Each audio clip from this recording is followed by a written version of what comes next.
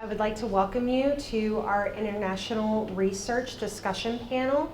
Thank you all for attending this event. Even though there is sparse attendance, we are glad you're here. So to begin with, if you are unfamiliar with me, my name is Courtney Romaine. I'm the Education and Outreach Coordinator for the Office of Human Research. And joining us today are Dr. Kate Applebaum from the Milken Institute School of Public Health, Dr. David Diemert from the School of Medicine and Health Sciences, and Dr. James Williams, Graduate School of Education and Human Development and a professor in the Elliot School of International Affairs. I'm going to give you a brief background on some of their qualifications and interests in international research, and then Dr. Williams has requested that you all introduce yourselves to us as well. Dr. Kate Applebaum studies genetic and biological processes that lead from environmental or occupational exposure to cancer and chronic diseases. Her current research addresses how exposures such as polycyclic aromatic hydrocarbons, pesticides, and arsenic affect the risk of chronic kidney disease and renal cell carcinoma in the United States, pesticide applicators, auto workers, and Nicaraguan sugarcane workers. Dr. Applebaum received her PhD from Emory University, her MPH from Emory University, and her PhD in epidemiology and environmental health from Harvard University. Prior to joining GW's School of Public Health faculty, she completed research for a Career Development Award through the National Institute for Occupational Safety and Health, a part of the Centers for Disease Control and Prevention, to study lung cancer in the Shanghai Female Textile Workers Study. In addition to teaching courses in epidemiologic methods and applied data analyses, she collaborates with other researchers by contributing expertise in epidemiologic study design and advanced epidemiologic analyses. Dr. David Diemert is an associate professor in the Department of Microbiology, Immunology, and Tropical Medicine at GW. Additionally, he is director of clinical trials at the Sabin Vaccine Institute. Dr. Diemert earned his medical degree from the University of Alberta in Edmonton, Canada, and completed residency and fellowship training at McGill University in Montreal. He is a fellow of the Royal College of Physicians in Canada with certification in the specialties of internal medicine, infectious diseases, and medical microbiology. His work in Brazil has involved establishing a clinical trials site in partnership with the Fundacao Oswaldo Cruz, which has included establishing a clinic in the rural area of Brazil, assembling and training a Brazilian clinical trials team, establishing quality laboratory facilities at the field site, and conducting preparatory studies of health, epidemiology, and immunology. At GW, Dr. Diemert is the director of microbiology and infectious disease courses for second-year medical students. Dr. James Williams is an UNESCO Chair in International Education for Development and Associate Professor of the International Education and International Affairs at the George Washington University. He holds his doctorate from Harvard University and his master's from Florida State University. He serves as director of the International Education Program and is on the faculty of GW's Graduate School of Education and Human Development, and is on the faculty at Elliot School of International Affairs, where he teaches graduate classes on education and development, education policy in developing countries, education of marginalized communities, emergencies, and in international and comparative education. His research interests lie in three areas: policies to improve education in low and middle income countries, the effects of education on conflict and social cohesion, the predictors of socioeconomic gradients, and he is currently working on a longitudinal study of dropout in Cambodia, a series of edited books on textbooks and national identity, a comparative case study of higher education for development and social cohesion in Sri Lanka and Malaysia, and a study of U.S. development assistance. His most recent book, Reconstructing Memories, School Textbooks, and the Imagination of the Nation, has recently been published by Sense Publishers. Let's please give our panelists a round of applause, and thank you for coming. Now, if you would please introduce yourselves. Dr. Harwood, if you would please. Hi, hi, Ken Harwood. I'm in School of Medicine and Health Sciences in Clinical Research and Leadership and in Physical Therapy. Elliot. Hi, I'm a research coordinator for the OBGYN department at the GW Medical Faculty Associates. And what is your name, ma'am? Thalia. Thank you. Oliver Crocco, you can call me Ozzy. I'm a research assistant in the Graduate School of Education and Human Development. Okay. Dr. Leslie? I'm Mary Leslie from the School of Nursing, and I'm the director of the Nurse Midwifery Program. Okay. Yes, sir. Yes, I'm Seth Bravin, Associate Director of Technological Access with Disability Support Services, and the interpreter is Gilbert. Welcome, Gilbert and Seth. Ma'am? Hi, my name is Abir. I'm a doctoral student in the Curriculum and Instruction Education Department. Okay. And Hi, I'm Margaret Kern. I'm the IRB Administrator at the Office of Human Research. thank you all very much for attending. So we're going to start with a panel discussion now. So Dr. Williams, I'd like to begin with you. You often work in countries with populations that have lower literacy rates. How do you handle the requirements of informed consent while ensuring your participants understand the research in which they're agreeing to participate? Sure. Well, first of all, let me apologize for my bio. I just went on and on and on. I've been putting together material for promotion, so I guess I got carried away. And furthermore, that may be why the provost requests that the statements of your scholarship be limited to 3 pages. But ask a faculty member to talk, right? It's an interesting question, how to obtain informed consent. And the question actually says, how do you handle the requirements of informed consent, which ensuring your participants understand their research? And it's an interesting question for me at least, and others I'm sure. I most recently encountered this working on this study in Cambodia, where we were interviewing 6th graders and their parents, teachers, principals, and such, about their, how their lives were, how their classes were, why they were, what their aspirations were, what they thought about school, whether they wanted to continue or not. 6th graders are obviously children, and so require special attention, and their parents, of course, have to give consent. In this particular area, estimates were that about 50% of the parents were literate. And literate, of course, has many meanings. The kind of form that we tend to produce requires a very high level of literacy in general. If you look at a standard consent form, it's pretty high level of literacy beyond most of the parents there. The children themselves could read it, translate it, sort of, but they weren't able to give complete, they can't give consent, of course, but they were able to, in some sense, give assent. So that's one situation. Thinking, I guess, more broadly about the 2 dimensions of this that I see as critical.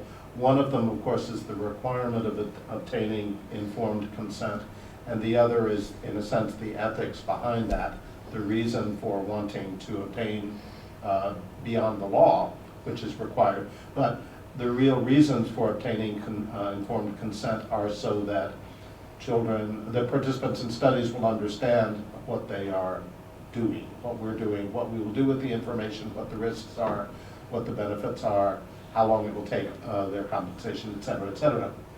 And in certain cultural, political environments, such as Cambodia, I think, we were assured a lengthy form and a signature actually increase perceptions of risk and maybe mental, because official documents are scary.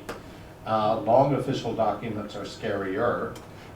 Formal long documents even more so. And then signing something and so all of those were challenging in trying to obtain consent, because we wanted to, but we didn't want to make parents even more scared than they might be already.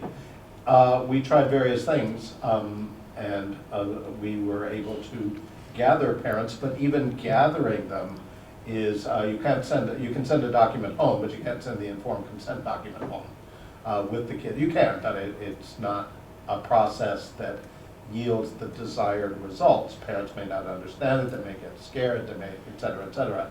And so it was important to talk with them.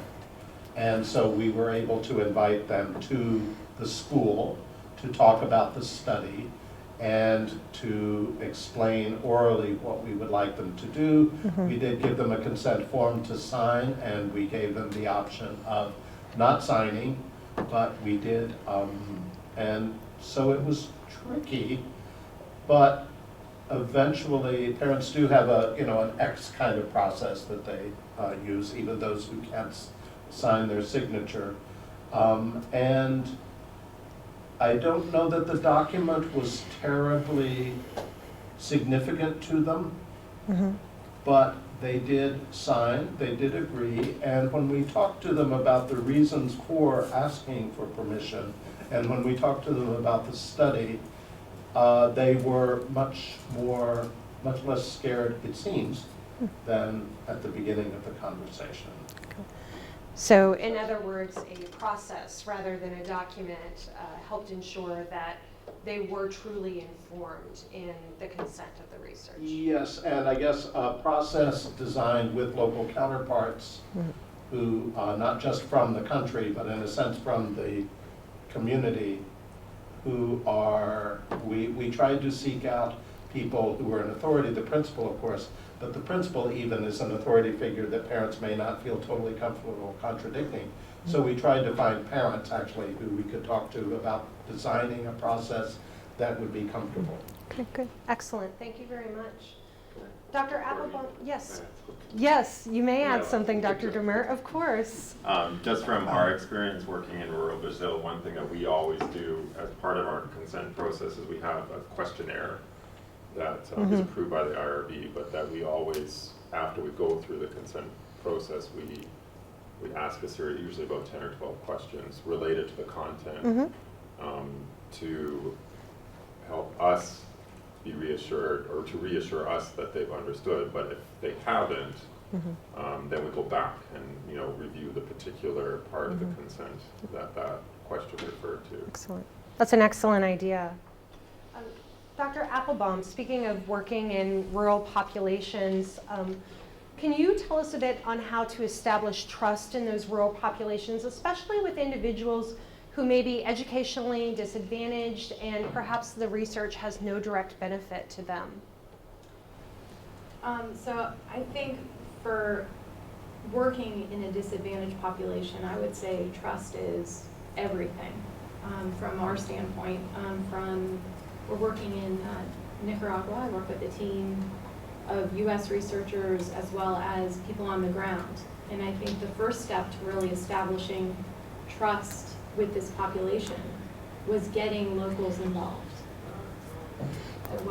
It's always the biggest issue, and it has to be ongoing. It's not just a one hit, okay, gonna get this one group to approve it, and then they leave. They are intimately involved in the process. They are the people on the ground. And we've established strong roots there so that all of the people who are collecting the data are local Nicaraguans. But just to step back, I would say that trust might be particularly more important for the situation where where it is a conflict. The actual disease is something of a conflict with an employer. And so as a researcher, I have to make sure that the population trusts that I'm interested in their well-being and that I am not receiving money from the employer. Now, trust is ongoing. It is every day. So we have a local group that we work with, and I just went there and I said, I heard from our local recruiters that people think that I'm going to give all of my data to the company. So I went right to the local groups to talk with them about these concerns. And so I think, especially when you work internationally, I find that it's good to work in teams. I think that, I can't be there every month, so we have a group so that we're sort of rotating who can go down and meet with our local team who we talk with, every week, but also meeting with these local groups, so it's not just the local people. They see our face, and we hear their concerns, and we respond to their concerns. Well, why is this happening? Why are they asking me that? Why do we want to see that? And then when we explain what we're trying to investigate with the research, then they understand it. And then as far as the issue of there's no direct benefit to the population, that can be, especially in the kind of situation that I'm working in, that's been a big issue. Like, why should we, we've had multiple studies going on for a couple of years. I'm not getting anything out of this. Why should I care about this? And so the study that I'm working on right now is actually designed to involve community participation directly in the research. Not just going and collecting water samples, not just determining their serum creatinine, actually providing them feedback. So the trust issue and the no direct benefit, we're trying to address some of that with the study that I'm a PI on. But so we work with the local representative for this worker organization. We have a local doctor who we consider local, but really he's Nicaraguan. Then we actually have doctors at the clinic. And we're constantly getting feedback from the community groups on what issues they're facing. Is it that they want to participate, but they can't make it there because their work hours are from this time to this time, and so they have to go home and see their families. We really need to understand this to be successful, to have their trust so that they feel like we're not just there for ourselves or for the company, but that we're really there for the community. And so that is, the trust for my study is a constantly ongoing, everyday issue, I would say. Yeah. Oh, Dr. Harwood. Did you partner with an academic institution prior to during the granting process or the funding process, or was that something that that's a great question. So that's what I'm doing for this next phase, this trip that I just went on. I met with people from the closest university, and we talked about what the community really needs and sort of how to reach those goals, how to start that process. Prior to that, this same group had been involved in some other projects, I would say not directly ours.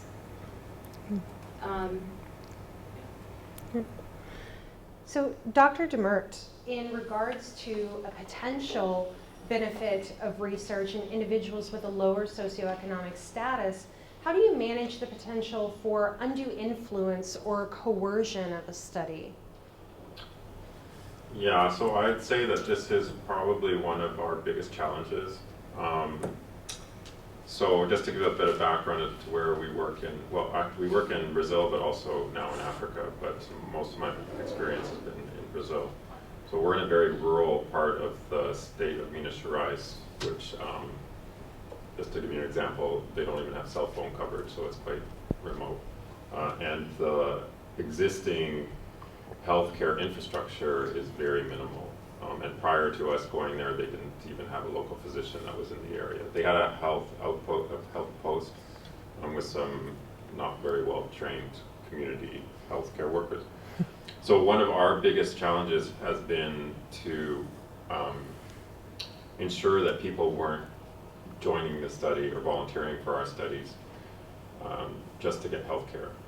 Mm-hmm. So what we've ended up doing is putting a lot of investment, not necessarily monetary, but more time and personnel into building up the local government-run healthcare program.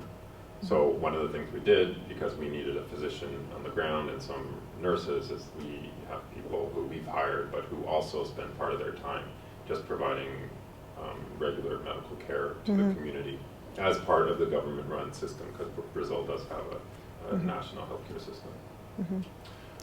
And then to do So that's been good, so people know that they don't have to be in our study in order to, say, get birth control or Excellent. have their kids seen by a physician and so on.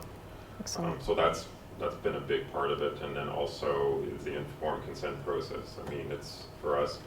Just echo what you said. It's an ongoing process that we started far. So our main goal is to do vaccine trials, but we started, a couple of years prior to our first vaccine trial to prepare the community to especially educate them as to what is research, so they understand the difference between research and just regular medical care, because that's one thing that people didn't have a concept of before. Excellent. And when working between the U.S., Brazil, and now your work in Gabon, do you see any overlap with U.S. and international regulatory requirements? And where do you think the differences are that could impact the conduct of your research? I'd say that this actually has not been a big issue for us. Great. So all of our studies, regardless of where we do them in the world, we submit to the FDA. Mm-hmm. So the FDA is kind of internationally recognized as, being the most rigorous regulatory agency. Definitely it has not been an issue in Africa because, something's gone through the FDA, then they don't really question it. Brazil is changing. Of course, they're becoming more bureaucratic. It never seems to go less bureaucratic, it always more bureaucratic. So we actually recently have had an issue where there was a difference between the U.S. and the Brazilian regulatory requirements, and it potentially actually could have completely prevented us from doing a study, our latest vaccine trial. So for a new product, when you have a new lot of a new vaccine, that you never attach an expiry date to it because you don't know how long it's going to be valid for. You do ongoing testing throughout the clinical trials. So that's routine and that's accepted here in the U.S. But they couldn't understand how you could have a product that didn't have an expiration date. So they basically said, you can't do the study because there's no expiration date. So we had to actually go down and have a face-to-face meeting. I flew down for one day just to meet with them in Brasilia, and we had to go through a whole explanation as to. So it took, personal intervention, and they accepted our arguments. Excellent. But other than that, we haven't had a problem with different regulatory requirements. Those are pretty standard, I would say, throughout the world. Are they? Okay. At least for where I work. Where you work. Yeah. And Dr. Williams, did you have something that you'd like to add? But, well, I don't know, sorry, but not to get out of order, but in education, social behavioral sciences, the processes seem to be less well formalized in a lot of places. And so, for example, in Cambodia, there was an IRB, and there was a local IRB, but only for health related kinds of studies. And so when we went to them and said, we want to interview children about dropout, they said, we don't do that. And I mean, we don't think about that. That's not an issue for us. And so we convinced them to review the study anyway, and in an abundance of caution kind of thing, to try to get as much permission as we could. But they did not understand that. Now, I think that may be changing over time.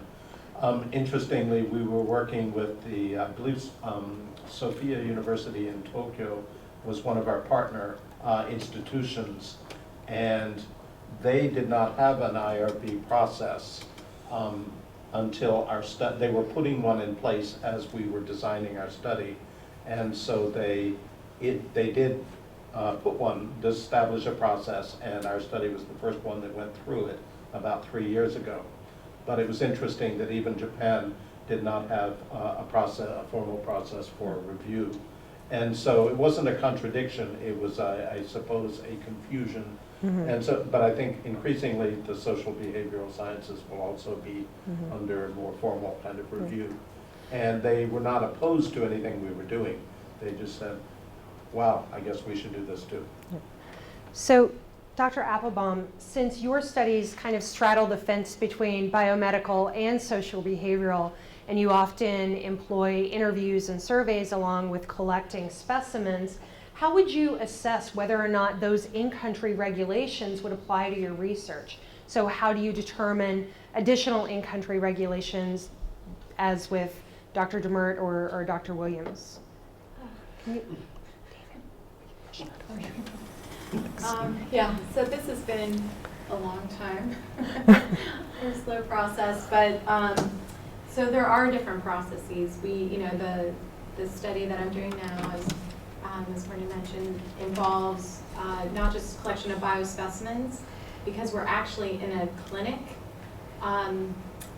It brought on a dimension that we didn't know was going to happen. So you typically have to get approval from the Office of the Minister of Health. And at first they said, well, wait, why are you going into our clinic? The people are in the field working, or you can meet with them at home. And so we had to sort of justify why we should also be in the clinic and why we need access to the records and to the doctors. And it slowed the whole thing down, I would say 6-month delay probably. Wow. And so it was just, I think when you ask them for something, if you approach a country that hasn't quite thought of research in the same way that you're looking to implement it, you should expect a delay. I mean, whatever timeline you're thinking of, if they're not used to you doing what you want to do or having researchers there might not be a process in place for approving certain things. And as the first nephrologist in the country told me last time, he said, when I was explaining him what I went through, he said, patience, and so that sticks with me. And I'm like, it's been so long, patience. And I thought I was being patient, but I'm just eager at this point. But yeah, so it's, you have to be prepared to wait. And every change that they would want me to make, or that I would find that they wouldn't approve, I would have to come up with a different strategy for how to accomplish collecting the same thing I needed in a different way. And that would often mean I was going back to IRB many, many times. So they wouldn't want to approve something until our IRB approved it. So it was going back and forth, translating. So I would say anything new to a country could add a year to, potentially to what you want to do. I remember those dark days. I remember them well. Yes. Yes, Dr. Williams, you had one more thing to add. Jumping in again, but one of our challenges, we didn't have that one, but our challenge was getting permission from schools in a context of a very hierarchical bureaucracy, which makes sense, of course, but the principals were a little reluctant until the central ministry had agreed, and the central ministry folks were reluctant until the minister had agreed. And it's hard to get the minister's attention, obviously. But we were able to do that, but that slowed us down as opposed to the IRB regulations. So, can I just, yes, absolutely. I'm sort of curious too. Some of the things that I encountered when I was going through this was, well, how is this going to benefit us, even from when I was seeking approval? And I don't know if anyone else, if you had to make that argument, for example, when you were talking about vaccines, because people don't want to feel like you're going to come and test things, and that people don't want to feel like guinea pigs. Yeah. So I don't know that's actually a formal requirement of doing a study in Brazil, is why, especially if it's a product that's been produced elsewhere, is why is it not being tested in the country of origin, and what's the justification for doing the study in Brazil? For us, it's easy because our products would eventually be used in Brazil because they're for parasitic infections. So yeah, it's always been easy for us to justify, and we have a partner which is part of the Ministry of Health, so that hasn't been a problem for us. But you do have to make that justification. Yeah. So I'd like to switch back a little bit to speaking with Dr. Williams. Your research involves educational development in marginalized populations and communities. How would you obtain a full parental permission for research when the child may be more educated than the parent, and I know you touched on this a little bit when you're talking about the informed consent process, but I think that this is a situation that presents itself in many different countries, and not just in the informed consent, but the entire research life cycle. It's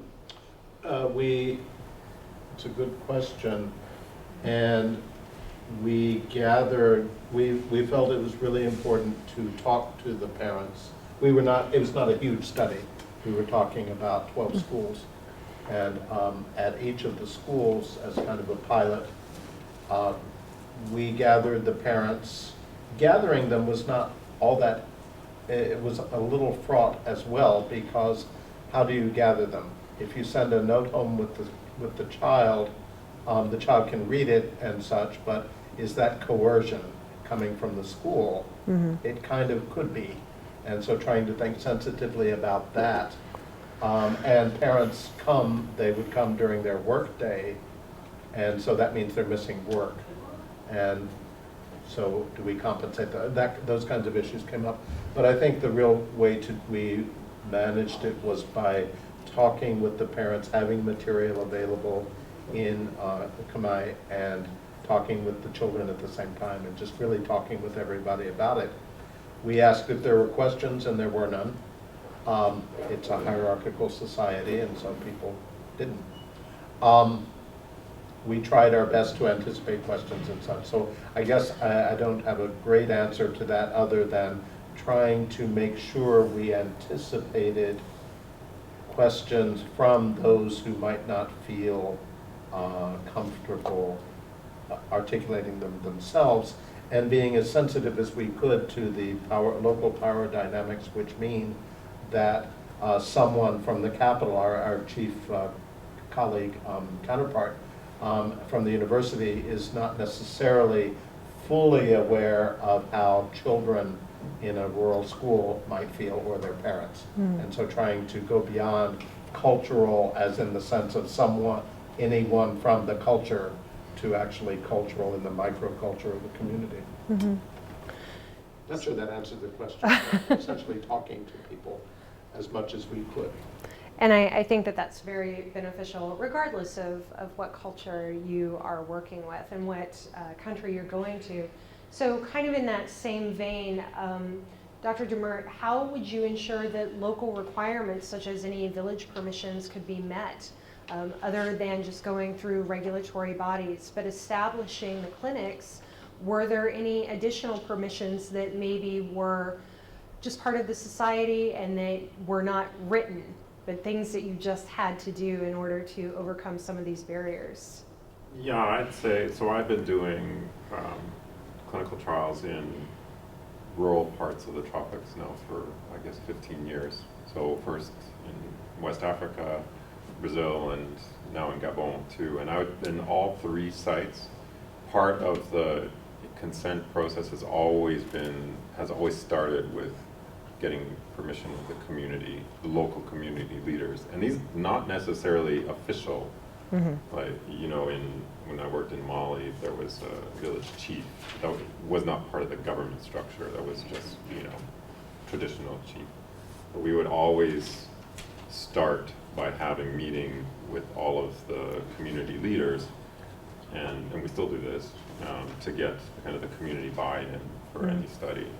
But it's all, there's no regulation that says we have to do that, but we know from experience that if we don't, then it's going to prove problematic for us being able to do the study. And definitely in Africa, we wouldn't have been able to do it at all. Okay. Because people wouldn't participate unless the traditional leadership structure hasn't given their blessing. Okay. So that's just a step we always build in, and we write it into our protocols even, that we start with a community meeting to inform people about, and that can take a long time. I remember, sitting for 3 hours once in the hot sun outside in Mali, going through a whole study and getting the buy-in of the chief and then the other community leaders. Mm-hmm. And Dr. Williams, you wanted to add something? in a study I watched but didn't take part in Malawi, it was with adolescent girls. It was important also to get, of course, the permission from the village chief, but also the traditional healer and the midwives who help guide, think through the initiation processes. I don't know if that's true everywhere, but that seemed to be important in that context. And I just thought of something else that happened to me once. So, you know, we do vaccine trials, kind of first in human studies. So normally, well, it's always the women who are participating have to, if they're of childbearing potential, they have to take some form of contraception if they're sexually active. And so when we did our first vaccine trial in that one site in Mali, the IRB in Mali required us to get signed agreement from the male partner about the whole contraception issue. That was a little bit, and that's something I never. So there was a two-person buy-in. They had to both but agree to it. From someone who wasn't even a participant in the study. That's really interesting. Yeah. So it's kind of I like a thought secondary. that the American IRB would have a problem with that, but they went along with it because it was a requirement of their IRB. Their country, their rules. Yeah. So, Dr. Applebaum, speaking of rural populations and your utilization of the local clinics, and I wanted to ask you this specifically because you and I sort of went through the trenches on this together. How would you ensure appropriate human subjects protections training is implemented, and how do you provide oversight to those research sites when they are conducting human subjects research protection training? This was really important to us because of the trust issues and the conflict. We wanted to make sure anyone with contact with study data or anyone representing the study in any way had really good human subjects training. It was really important to us because we didn't want them, also wanted them to really represent the study. So even if I'm not there, and I visit and we have our local partners, any person in contact every day with our participants was important. And so we communicated this to them multiple times. And also we did, we have our sort of our first round that we trust, our local doctors, the main person running everything in Nicaragua. And then we have doctors from other countries who are bilingual also there and who have worked. I think it's really important too that who's ever conducting the training, this isn't their first study, that they are familiar with research, they know boundaries, and that they can communicate some of this. And I feel like I'm quite a bit stricter maybe, and so I was, I even did some checks myself to say, are we clear on this? And I actually, in addition to human subjects training, which we got the city training in Spanish. Thank you again. You're welcome. On a paper version because they don't have computer access. So we had to work to obtain this in hard copy, provide it to Dr. Applebaum so they could go through city training in Spanish. In Spanish, and it was at least one full day. And then there was some additional training that was more time. But it was a big deal. We made it a big deal. We paid them for it. They got, the same certificates at the end. And again, we are frequently checking to make sure everyone's on the same page about appropriate treatment of human subjects, and the question of coercion came up. We made it clear that it is up to them if they participate, including the doctors. We didn't want the doctors to influence participation either way. They're there for them either way. If you don't want to, it's fine. So the human subjects training continues to be really an important theme, I would say, in how we respect our participants, we respect their time, and just that even if it's a piece of paper at the end and a person's not in front of you, that's important information, and that's respected and private, and that they feel safe in participating, that they're not fearful of participating. So the human subject training was so important to us. Thank you. And so I'd like to start this with Dr. Williams and then open it up to Dr. Applebaum, Dr. Diemert.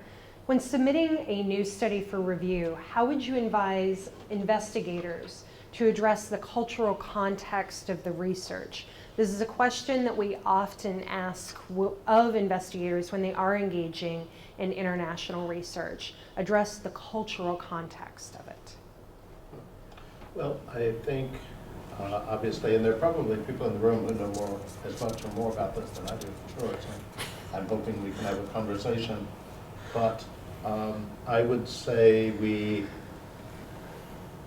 talk to our informants, talk to our local counterparts to get as good a sense of their understanding as we can. Talk to our IRB about what's going to be required, and then talk back to the local informants and see how our requirements are going to be understood, and then talk about the intent of our requirements and see how we might develop that intent into a process that is actually achieving the intent in the country, and then coming back to the IRB and suggesting that process be used. So checking with informants about what we're going to do, IRB about what's required, what that might mean, our requirements might mean in the local context, and how we might achieve the deeper purposes, and then bring that back to the IRB and kind of go back and forth until we come up with a process. So for example, the informed consent process, I was told by our students who were helping to carrying out the interviews, that parents felt like, yeah, we'll do that. You know, you Westerners always have something you want us to do, so this is what you want us to do. And trying to explain this is for you kind of was not the first understanding of our process. It seemed more of a, sure, we'll do that. If you want us to sign a form, we'll sign a form, as opposed to a deeper understanding of the intent of it. And so that necessitated a deeper conversation with the parents and the school officials about what really we were trying to do. And once we kind of hung in there for a little while and explained it a little bit more, people started to warm up and to get excited about the idea that we were actually concerned about their welfare, and we did not want to just impose something on them. But that took a process of conversation and dialogue. So I would say that's what we did. It was interesting, one thing we didn't think about in our survey was I and other, I suppose, from the US, are used to taking surveys, being asked all kinds of questions in a series, a structured format. That's not necessarily the everyday experience of a 6th grade Cambodian kid. And so when we gave out the surveys, we tried to give them written surveys because it's faster rather than doing individual interviews with every child. And when we did that, our respondents did a kind of collective survey taking. So what's the answer to your age? It wasn't quite that bad. They wouldn't ask each other what the answer was to the age question, but we would ask, what are your aspirations? We would ask, and there was a group consultation about what the answer to that was, and then they would put that down. And we just hadn't thought about that as kind of coming from our own cultural background. So we had to work on strategies to explain the individualism of our surveys, and that we were trying to get actually your particular aspirations as opposed to the collective understanding of the right answer. So there is no right answer, in other words. We tried to say that, and they said, okay, but what answer do you want? So Dr. Applebaum, what advice would you give to an investigator about cultural context or just conducting international research and how to approach the barriers and hurdles that they might face? It's too big a question. But I would say I'm constantly learning about the cultural context of my study. When I think I have an understanding, something shifts, something locally shifts in their situation, and I have to, I feel like it's part of my job to stay up to date about the things that are affecting their situation. I realize my research might be a little bit different that way, but it's just always by, I think, again, keeping someone local, collaborators, very much in touch with the day-to-day, and going down there and talking with people, and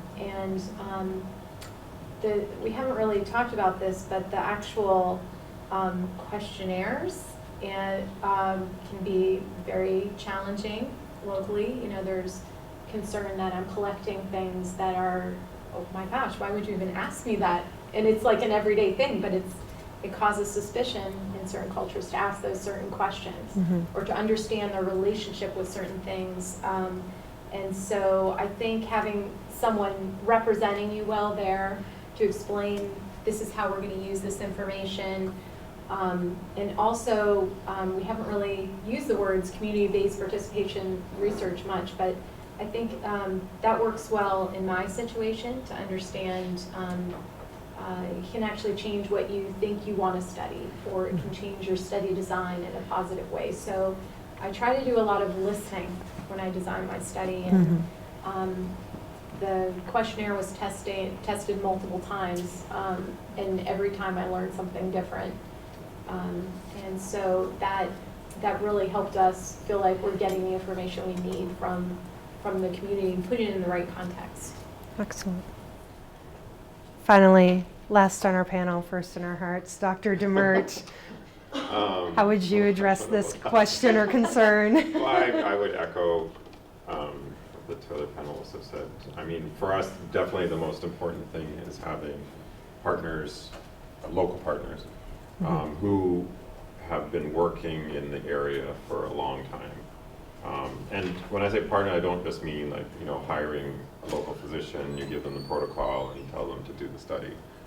Really to have a team who you work with, preferably based at an institution like we have in Brazil, that's well regarded by the local community and population.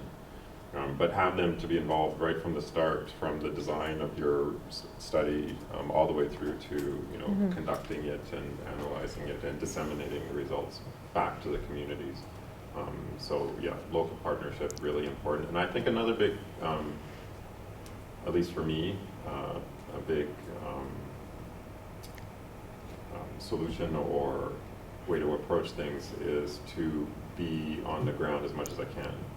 So, you know, I go to Brazil a lot. Yes, you but do. I think that, you know, showing my face is important, not just for the team that we have down there, but also for the community. So, you know, they can see that engagement from our side is important. Excellent. So it's even meant, you know, learning the language and so on, so that I can effectively communicate.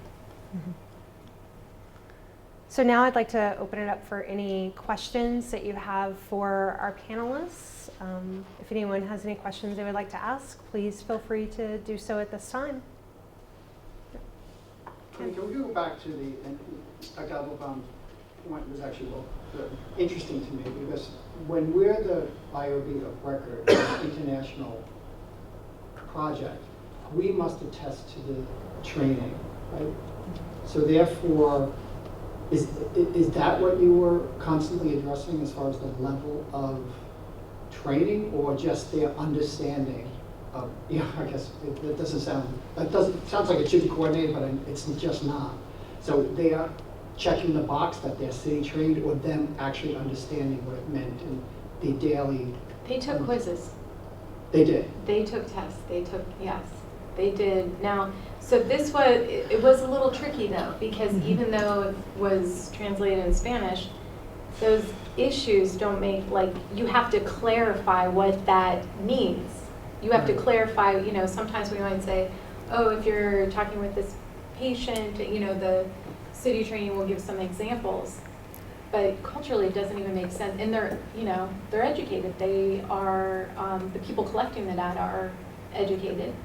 But it still culturally doesn't always make sense. So we had, that's why we had people who have participated in research doing the training, who've been, you know, that we knew that they could do it, and we clarified anything up ahead of time. But yeah, we're, you know, if, you know, we make sure records don't get emailed, you know, with full names, birthday, you know, those things are, to them, it's like no big deal. It's like, well, I have a laptop. You want me to put it on a flash drive and drive to 4 hours of FedEx, and this is so silly. I can just email it to you. So there's, even with the educated team members, we, during the training, if they hadn't participated in research, it's still like the education of it, and then there's this cultural part about, you know, that doesn't even, that question doesn't even make sense to me. Because even though it's in Spanish, it's, you know, just makes sense in Nicaragua. Because we actually have people from Mexico and Spain who originally were translating the questionnaire, and because they've been with the study for like 5 years, and the Nicaraguan doctors would say, that's not what we call that fruit here, you know, but that's just an example. But it even happened, you know, not just for the questionnaire. In the training, there were questions that came up about the meaning of the city training. But because it is, you know, I'm held to that standard, so they have to be held to that standard, even though in that country, those things weren't required. The level of protection that we require in the U.S.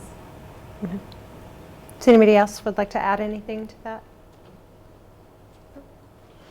Well, I would, I think that's an important, and I hadn't thought about the city training tonight. That would be a good idea. I think there's also probably a translation process, kind of a cultural translation process.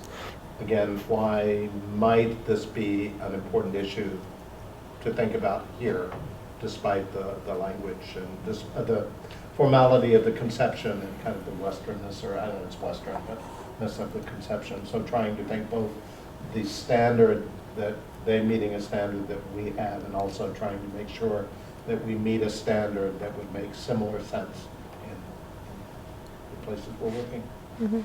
Not sure exactly what that means, but. Excellent. Any additional questions that we can answer? Yes, Carly. So I'm curious to hear about kind of long-term implementation of infrastructure that may benefit that community. So Dr. Diemert, you talked about building local clinics or employing physicians or additional nurses. Is that something that will last after your study ends, or is that something that once the study ends will come back? And I guess for the other two as well, you know, is there any thing that you can put in place to kind of as a direct benefit for the community for participating in research? Yeah, so we did build a clinic, but we did it in partnership with the local municipality. So we actually formed like a written agreement that said that we would have, it would belong to the municipality. It was built on municipal land, but we would have exclusive use of it for as long as we were doing research in the area. But after that, it would revert to the community to be used as a healthcare facility. I mean, there is an adjacent clinic, so they would use it like as a dental clinic or expansion of the current one. As far as personnel, we share, so we pay part of the salary of the local physician, the rest is paid by the municipality. But you know, the rest of our personnel, like a research nurse, obviously they would not stay on if we couldn't pay them anymore. So that would be something that wouldn't last after the study, but that's unavoidable, I think. But there will be some of the project that does last after. So there is some residual community benefit Right. even after the Right. research has been completed. There will be. Anybody? We're hoping to continue to have funding, so we won't be leaving, but you never know. Anybody else on the panel would like to address that as well? That's really why I'm doing this particular study I'm doing, is so that it's not like hit and run, like take it and go publish it in American journals. It's the doctors who are on the team are not just on the team for the data collection. We're going to show them the study results. It's going to be communicated back to the patients. The patients, you know, they're desperate for information. They want to be able to help themselves, and so if they get information saying, here's what you can do to help yourself and, you know, stay alive longer, it's something that they're craving. And so for community-based participatory research, there's funding mechanisms. So I have to, you know, I'm highly motivated to keep this funded. And so, but even after, you know, when it gets to a point where I'm not not able to obtain funding for it anymore, the goal with establishing these long-term partnerships is that we find ways to make changes over time in terms of patient education, which starts, you know, the doctors have to have that first, and then, you know, the patients, it gets disseminated that way. But also local partnerships. The university that we met with was very interested in this next step that we're interested in taking, and so they want to be a part of it. So I would say the old research approach I did though was more collect the data and publish, but I think there's plenty of money that I should be going after to do this as well, and I can still learn more and they can still benefit from it. Mm-hmm. Yeah, I think this gets to a huge challenge for us too, though, is, you know, we don't want to do what used to be done as well, where you just, you know, go in, do a study and come out. But it's really difficult, at least for doing clinical trials like I do, to have funding for a site and a research team if it's not simply for a particular study. Because we get grants, we get funding to do studies, and we have had big issues when we're in between studies to keep things going because the funding becomes such a huge issue. I think it's like that for lots of research centers in places like where I work. Our research is probably much more along the lines of the thing we're all trying to get away from, which is to take data and carry out analysis and run. We are sharing results with the principals and with the students we can find. One of the things about students, of course, is that they, in the 6th graders, become 7th graders, et cetera, and we're following them, but they disperse to different schools, so it's not so very easy to find them. But we're trying to get the principals at least to aware of our study. And the graduate students who took part in the study received some training, some experience in that. And that's something we leave behind. But it might be that in the future we would try much more for an intervention kind of study as well as just a kind of an observational study. Something in which we do something to try to improve the dropout situation. That's much bigger though, of course. Great. Anybody else would like to ask anything? Yes. Two-part question. Jim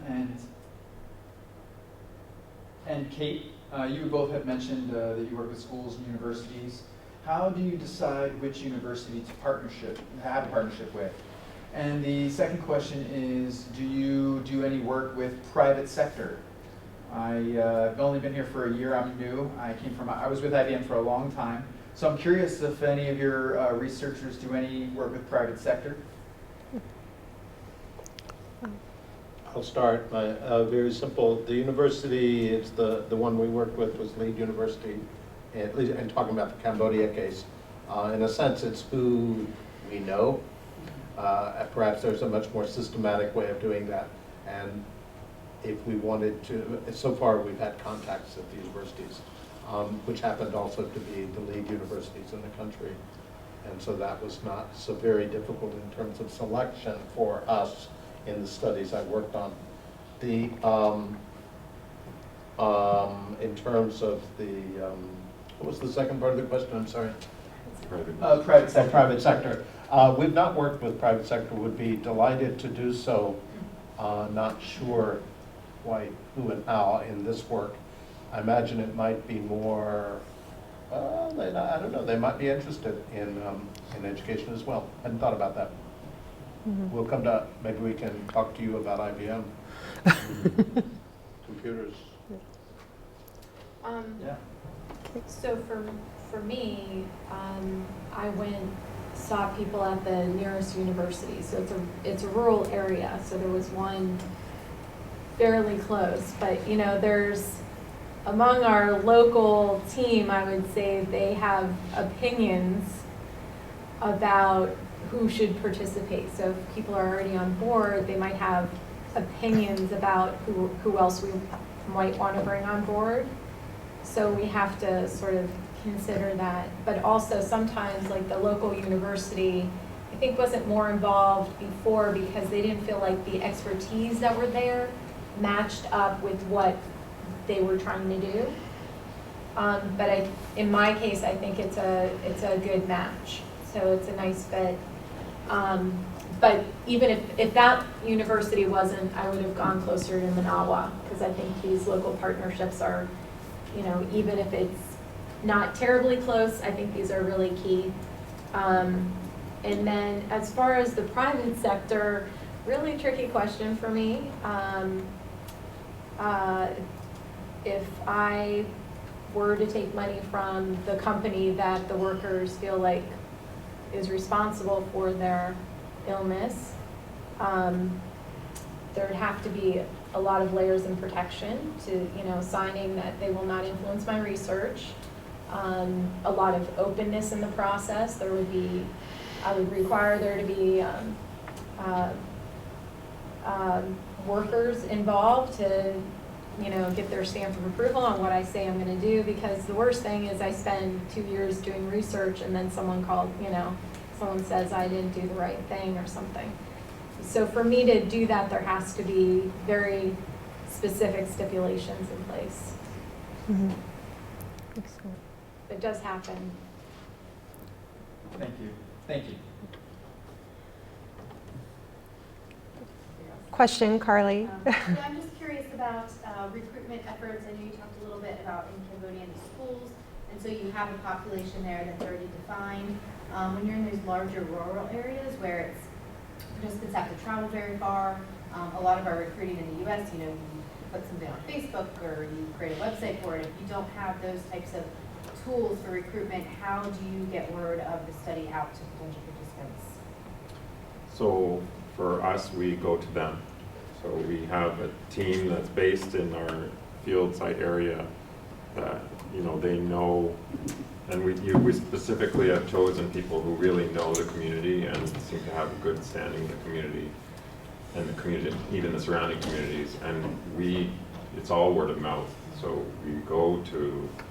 we have vehicles that we can use to go to all of these surrounding communities, because we're based in like a town, but there's lots of small areas, little communities scattered all over the place around that.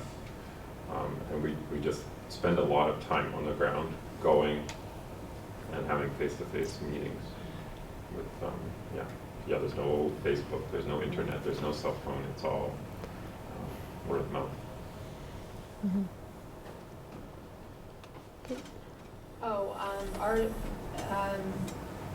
In my case, it was more organized. There was a pretty obvious organization to go with.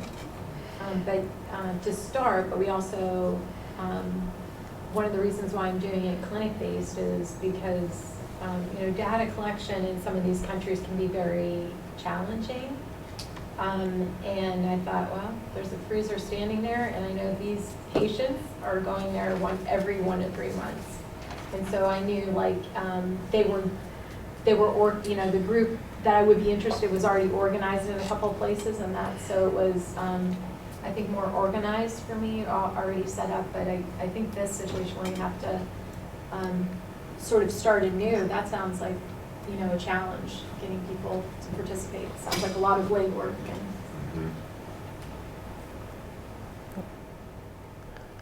Yes, anything else? Well, I was just going to suggest that Ozzy might have a question. A lot of things have been covered, so I feel pretty Ozzy, are you satisfied. sure you don't have a question? Because you've been kind of put on the spot here. Well, that last question was very interesting to me. about gathering participants, how you do that, and how do you, I guess I'm more interested in bias. How do you reduce bias? Something like that. So, but I guess if I did have one question, it would be about multiple countries, if you're, and how you maneuver various IRB processes and making them satisfy all the different processes. Pretty sure that's for you, Yeah. Dr. D. It's challenging, and I would say the worst about it is the time it takes to get all of the different IRBs. I once was involved in a study that I think had 6 IRBs I needed to go to, and this was for a phase 1 trial. Like, I think it was less than 50 people in the study, and it was University of Maryland, the Walter Reed, NIH, the Molly. There was a couple, I think it was 5 IRBs, 1 other IRB. And I've luckily never been in the situation where there were, opposed opinions that were intractable and you couldn't do it. So normally, I would say definitely the IRB here for the studies we do in Brazil, if it's anything that has kind of a local cultural context or reason, justification for that IRB wanting to do something, the IRB here usually accepts it. Yeah, I would just say the worst about it is the time it takes to go through all of the different approvals. But luckily I haven't been in really situations that can't be solved. Can I just address the bias issue, actually? It would be a terrible thing to spend, $1 million or over $1 million, collect a bunch of data, so excited, this is so exciting, and then you realize that you have a biased population. So I guess I'm an epidemiologist, and so we're trained in avoiding or appropriately handling bias situations and data collection. And so, we have a lot of epidemiologists in the School of Public Health. So, Yes, Dr. Williams. I was going to say, I'm an educator and I would love to have $1 million to potentially misuse.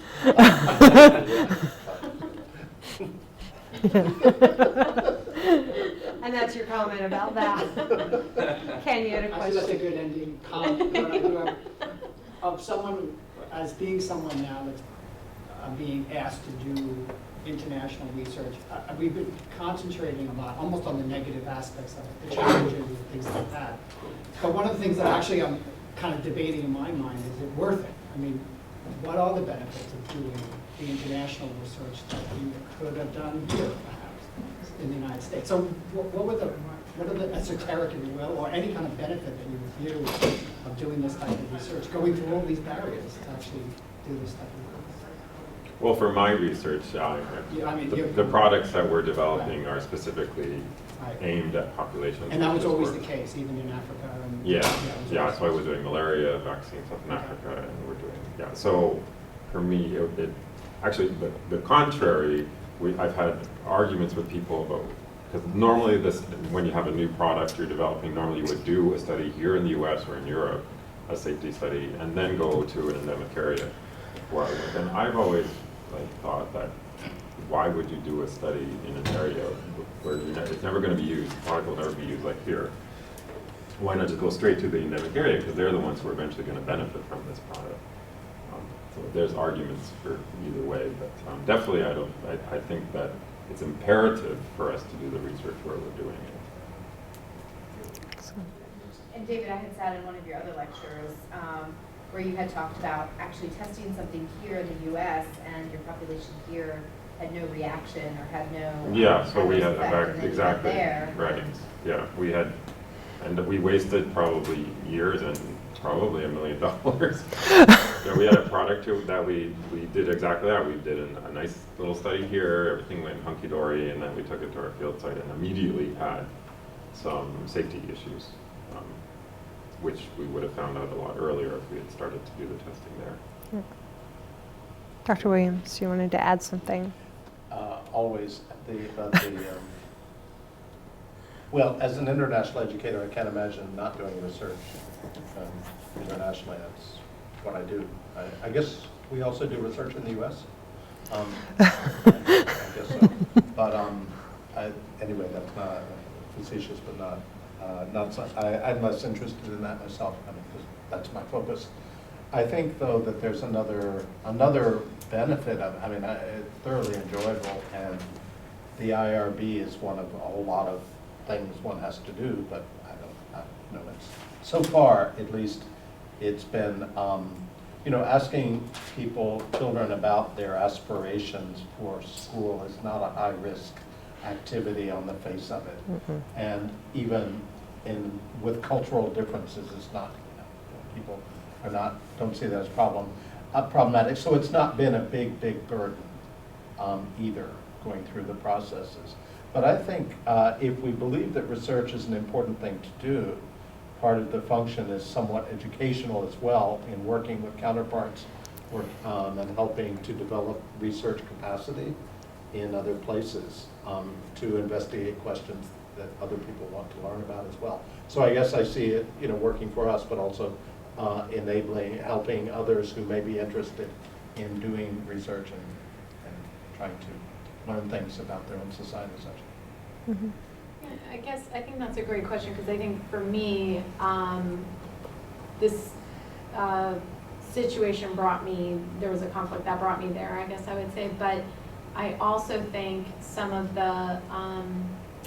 the issues that are causing this increased risk of disease very well might be happening in the US, but in the US, it would be happening among people who are undocumented and that would not have access to medical care.